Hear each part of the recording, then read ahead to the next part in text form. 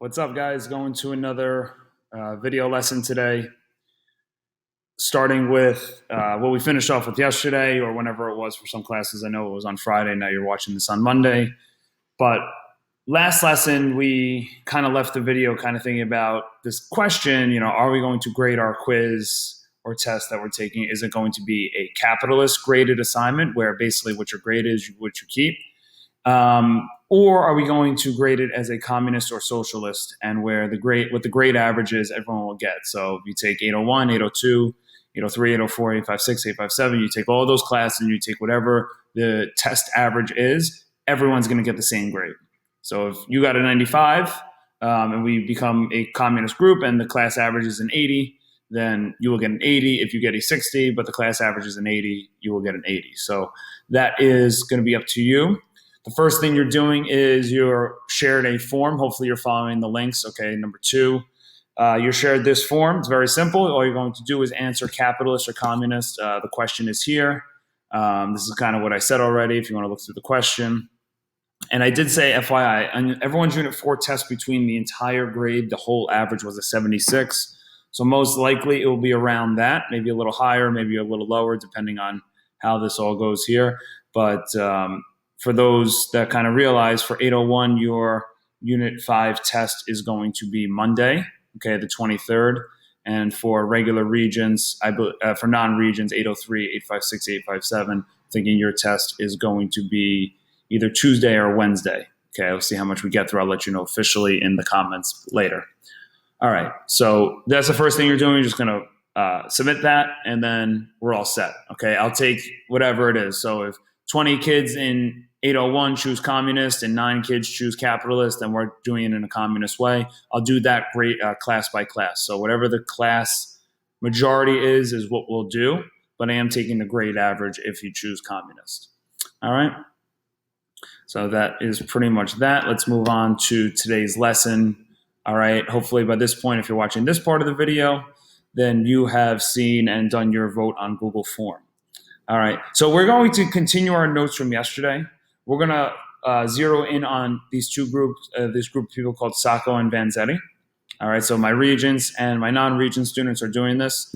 Let's look at these two particular types of people, Nicola Sacco and Bartolomeo Vanzetti. If you can't tell from their names, they are Italian. Okay, they got very Italian names. They are Italian immigrants, and they were accused of a crime. All right. Now, their crime is something we're going to read about, and it's going to lead to a trial that we're going to really focus in on. So Sacco and Vanzetti were the prototypical people that everyone would be fearful of. Okay, they were anarchists, so they didn't believe in government. They were sympathizers with the communist government in the Soviet Union, so they weren't very well liked by the government. They are going to be accused. Remember, accused means you're thought to, but there's no actual proof. You weren't found guilty yet, but you're accused of murdering a couple of people during an armed robbery. So at this point, if you can, I would like for you to turn to page 13 in your packet. If you don't have your packet, then just follow along with me on the screen here. All right, I'll pull it up here as well, and we could read along this way. All right, so if you need to pause the video to get it out, that's fine, but we are going to do this reading together. Again, circle and highlight some things that are kind of important. All right, so 80 years ago, well, it's really getting closer to 90 years ago, 100 years ago. We'll go with 90 years ago. 90 years ago, Nicola Sacco and Bartolomeo Vanzetti were put to death by the state of Massachusetts. So right there, you should know that they were found guilty. Okay, but we're going to look at the facts of the crime, and we'll see if they are actually guilty or not according to this. They had been wrongly convicted and sentenced to death for the robbery and killing of 2 men, a paymaster and a guard who were delivering wages to a shoe company. During the 7 years of their imprisonment, so they were in prison first, people around the world organized a campaign to save these 2 men, both Italian immigrants and anarchists. So it seemed like a lot of the world and people believed these people were innocent. And as you see on the picture on the right, you'll see signs like Sacco Vanzetti are innocent men. They shall not be murdered. We want justice for Sacco and Vanzetti. This trial basically captivated the 1920s. Okay, and for my Regents class, you'll learn another one right after this.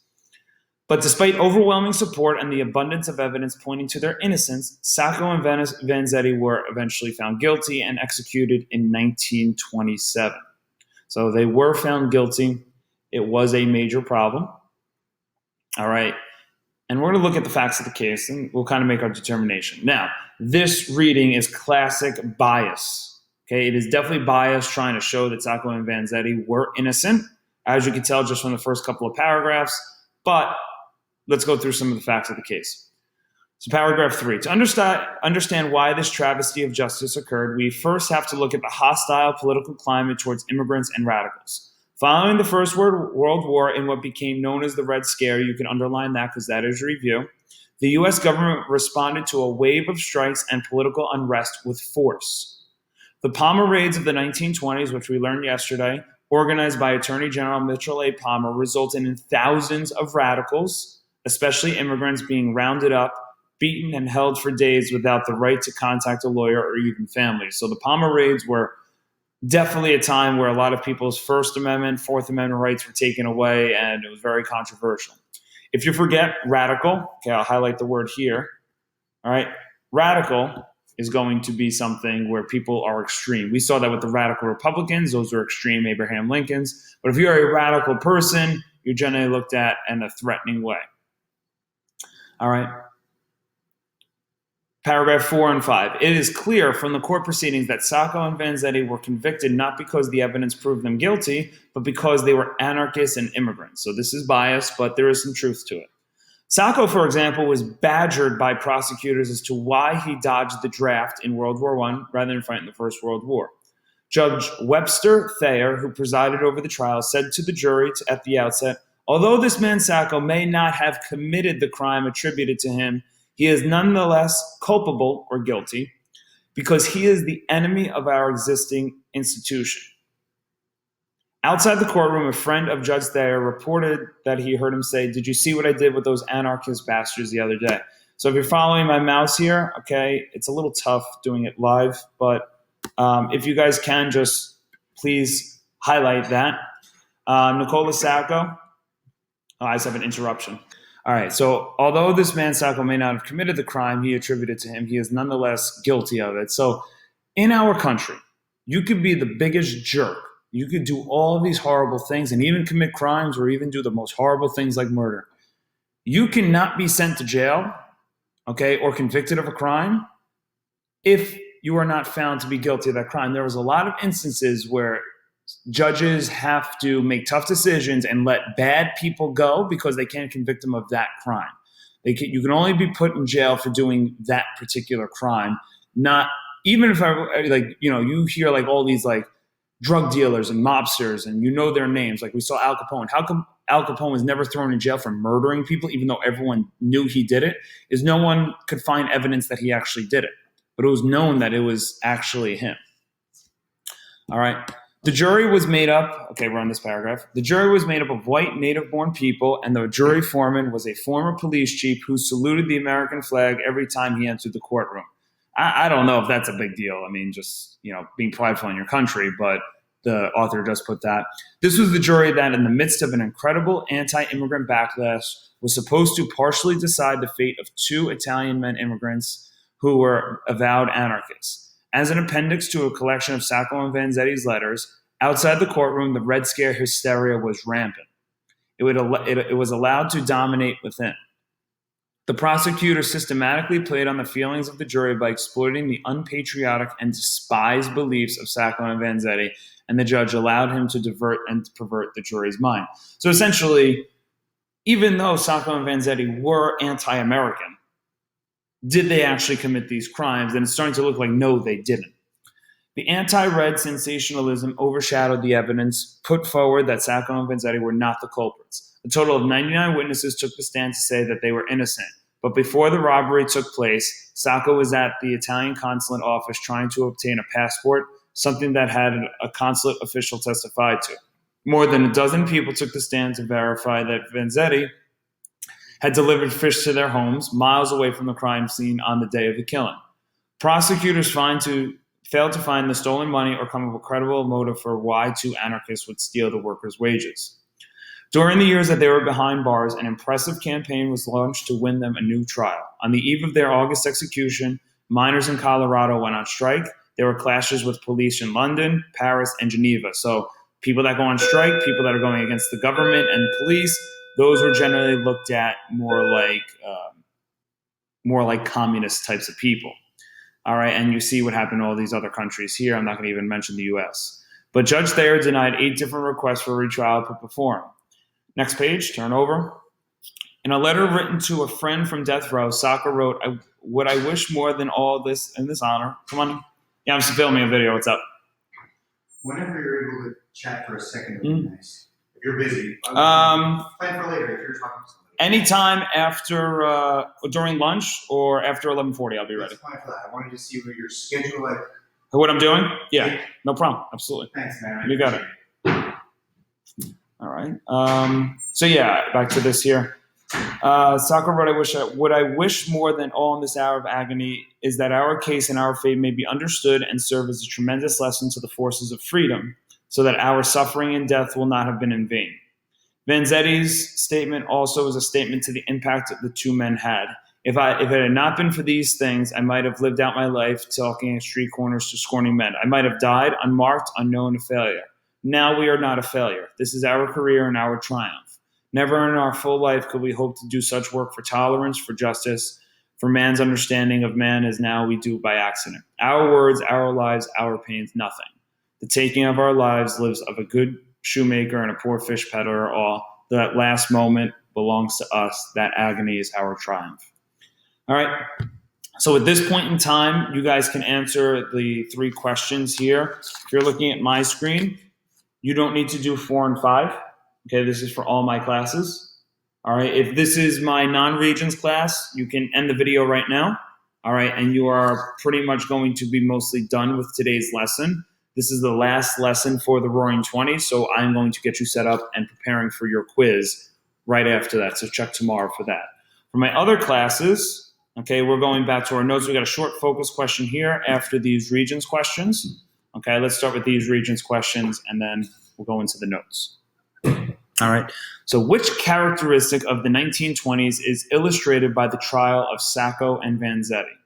Was it 1, hostility towards women's suffrage, 2, support for segregation, 3, opposition to separation of church and state, 4, intolerance towards immigrants? All right, and the correct answer, hopefully you're getting, is going to be 4, intolerance towards immigrants.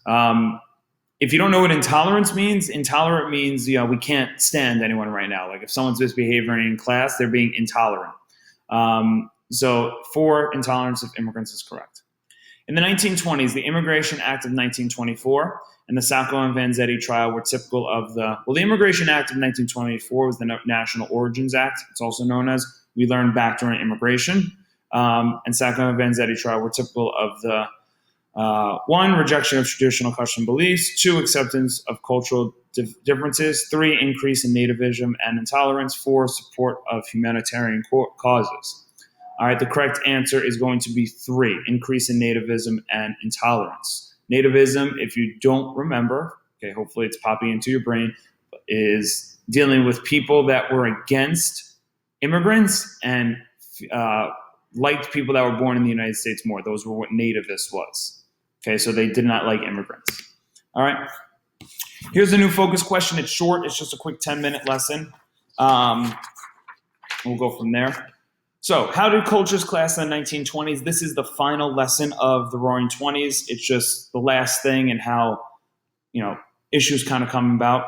There's 2 do now questions. I'm going to read them to you. Just kind of pause the video, think about them for a second, and then if you need to restart the video, please do. So how did cultures clash in the 1920s? So we're going to look at a clash between clashes like people that highly disagree. Like we have, obviously, today, Republicans and Democrats. We're going to look at how cultures clash. We're going to look at how traditional people and modernists kind of clash a little bit. So let's kind of go through what does traditional mean. So 1, what does traditional mean? And 2, what are some traditional values you or your family have? Okay, so what are some things that go with that? So if you need to pause the video, please do. If you kind of know, we'll keep going. So what does traditional mean? Traditional means old school. Okay, traditional is like kind of like an old way of doing things. Traditional, if you dress traditionally, you're dressing in an older style way, and it breaks down to an inherited or older way of doing things. Right, that's what traditional means. So traditionally, we go to school, okay, and we learn while we're at school. But you guys know with the coronavirus, we can't do things traditionally right now. We have to do things in a more modern way. So obviously, you're doing this online learning. Modern means new. All right. And then I'm not going to really go through some traditional values you and your family have, but for me, we always had Sunday dinner. It's been going on in my family for generations. We have a fancy Sunday dinner. We go as an Italian family. We have all the pastas and meats. And that's why on Monday I look a little sluggish because I'm always eating like bad food on Sundays. So that's something we do in my family. I'm sure you have some as well. All right. So one slide for today, starting with this. This is just a little bit of a setup. So in Regents, during industrialization, okay, we looked at social Darwinism. Social Darwinism has to do with, hopefully you're saying, survival of the fittest. Why we were able to have monopolies was because our government was based off of laissez-faire, and we wanted people to basically make the best possible they wanted to have the best possible ways of making money for themselves, so they let people the best ones make the most money. If you're struggling, too bad. Along with social Darwinism, we're going to look at Charles Darwin. I have a text from Mr. Lardo just confirming, you haven't learned this yet in science, but you will learn it in science at the end of the year, which is Charles Darwin's theory of evolution. All right, and this is kind of the premise that man, as you can tell, has come from apes and gorillas. Okay. Now, that was a very modern way of thinking in the 1920s. That was the new way of thinking that man had actually developed and evolved over time from apes. As you can kind of see, it was kind of like the walking upright, and then eventually started to look like, okay, like probably, if you're following my mouse here, this probably looked more like the caveman era. And then this is kind of how they start to move today. All right, and we've kind of evolved from apes, essentially. Okay, now, to a older traditional person, and I think you fancy kids now are calling them boomers, okay, that would be like a more traditional, older type of person. That would be something, ladies and gentlemen, that a traditional person does not like to see, because the traditional people in the 1920s were very religious people. And for those that don't know the Catholic religion that well, the thought was more that God created the earth in 7 days. Now, you are welcome to believe that. You are not welcome to believe that. But that is completely different than the theory of evolution. So they do not really get along with people that wanted this type of idea. So let's get into our notes here. We're going to look at another trial today. I don't know, this just happens to work out this way. These aren't Supreme Court cases, Sacco and Vanzetti. The Scopes monkey trial is not a Supreme Court case, but they were huge court cases that everyone in the 1920s kind of followed. Just like in the 1990s, there was the O.J. Simpson case. Okay, I can't think of a more recent one, but that was a big one. Just everyone knew the trial, everyone filed the case, and stuff like that. So, Scopes monkey trial is a clash between traditional religions. Okay, their old kind of thought that, you know what, the earth was created by God, God created everything, sort of thing. And we're going to get into science a little bit. So there is obviously some science out there that the earth has been around longer than 2,000 years, 3,000 years, whatever it is. So what they're going to start doing in the 1910s and 1920s is they're going to start teaching science in school. I'm not sure if you knew this, but science was not taught until like the early 1900s. Not like ELA and math, which have been taught forever in the United States, but science had just started being taught in the 1900s because it went against so many religious things. If you were in school in the United States in 1880, let's say, you would have ELA, math, social studies. You wouldn't have science. You would have religion instead of science. So science is relatively new class. But if you were a science teacher, you were not allowed to teach Charles Darwin's theory of evolution. John Scopes didn't decide to do that. John Scopes was a science teacher. He decided to teach Darwin's theory of evolution, And then he was actually put on trial and not going to jail, but, going to pay a fine for what he did. And the whole trial captivated the nations. So in the 1920s, many people believed and still do that God created people. John Scopes in his science class taught the theory of evolution, a theory that man comes from earlier forms of organisms and developed over time. We saw this, how, man derived from ape. And when I say man, of course, I mean women as well, right? That's just the way they operated back then. This was a very popular public trial between science and religion, and traditionalists and modernists that started raising questions about the evolution of man and if you should teach science in schools. Now, okay, yes, it is a complicated kind of trial to go into the nuances of it. If you can tell, we're teaching science in schools, so you can kind of tell the side that won. However, there is something to kind of be made about, people having their religious beliefs and making sure we separate science and religion, and we separate school and religion as well. So even though science is taught in schools doesn't mean you can't believe anything from God. And just because religion's taught in school doesn't mean, or at home, doesn't mean you take everything at science value. But obviously, if you talk to your science teachers, they have a lot of proof and statistics and data. So that's basically what the debate was. Okay, what you should do, is I'll post this as well, page 15. You have a political cartoon. Okay, if you can see in the bottom right corner. Look through the political cartoon. All right, what do you see in the political cartoon above? This is usual practice for us. 2, what objects are being used as symbols? And 3, explain which perspective holds more weight according to the author, evolution or creation. How do you know this? You will be, for today, after I show you the Regents questions, posting 2 assignments. So make sure you follow along after the Regents questions. All right, top question. The 1925 trial of John Scopes reflects the conflict between 1, science and religion, 2, isolation and international involvement, 3, traditional roles and new roles for women, 4, prohibition and organized crime. So if you know John Scopes has to do with a science teacher or science case and religion, you should know that 1 is the correct answer. Though keep in mind, all 4 of these answers do take place in the 1920s. We saw how prohibition and organized crime, that was a huge problem. We saw how new roles for women were coming into place and how they were treated differently after the 19th Amendment. And we know about how we're becoming isolated in our foreign policy after World War I. All right, here we go. So we have 3 total newspaper headlines. Public ignores prohibition restrictions. Evolution and creation debated in the Scopes trial. Women bring change to industrial workforce. What do headlines such as these from the 1920s illustrate? 1, conflict between traditional and modern values. Trend towards mass consumption of consumer goods. 3, hostility of certain groups towards ethnic minorities. 4, debate over the role of government in the economy.